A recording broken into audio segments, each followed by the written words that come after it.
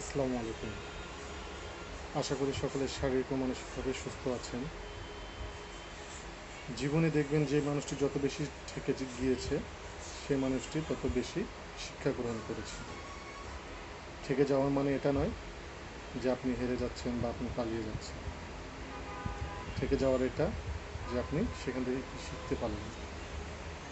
আমরা মনে করি কি যে কোথাও আমরা আটকে গেলাম বা আমরা কোথাও থেকে একটা প্রবলেম ফেস করতেছি, তার সেখান থেকে উদ্ধার করতে পারছি না,